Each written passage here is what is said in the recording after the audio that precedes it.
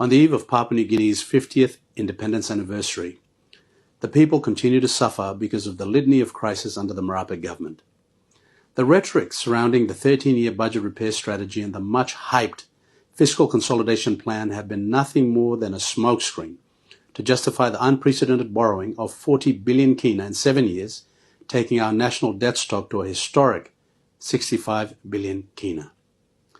Now, fiscal consolidation refers to government policies aimed at reducing budget deficits and national debt by either increasing revenues or decreasing expenditures. The aim of fiscal consolidation is to restore fiscal sustainability, improve investor confidence, and avoid over-reliance on short-term borrowing.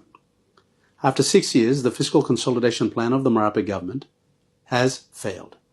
This is simply because the Prime Minister just could not make the tough decisions to cut spending on Connect PNG and right-size the public service. From the 5.6% legislated funds for the Connect PNG program, over 8.5 billion kina has been spent on road infrastructure without any audits in the last 6 years.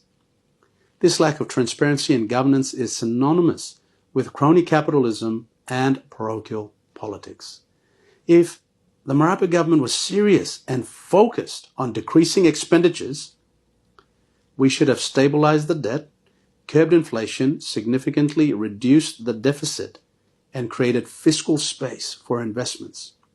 Now, the government defends itself by saying its borrowing is within the ambit of the Fiscal Responsibility Act and brags about a sustainable debt to GDP ratio of 52%.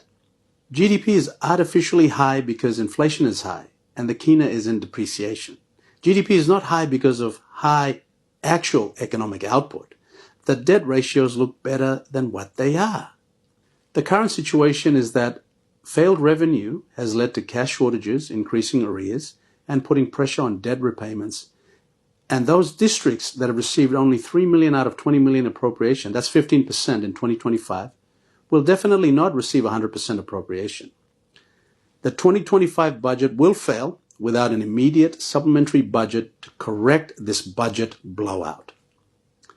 The Marape government, under the guise of fiscal consolidation, has plummeted the country into unsustainable debt with no foreign direct investment in 6 years, no growth prospects, and wider inequality. Marape lamented recently that 214.5 billion over 12 years has not produced any tangible development outcomes, citing that budget implementation lacks transparency. I concur with the Prime Minister that his economic performance has been lackluster. Only in PNG could a Prime Minister admit that he has failed after 6 years, after 158.4 billion kina in spending, after 40 billion in borrowing, and crisis after crisis, and continue to stay in power. Marape is a populist leader who thinks he has all the answers. The shocking state of affairs throughout the nation can be imputed on Marape's hubris, misplaced sense of entitlement, superficial policy interventions, and the total leadership incompetence.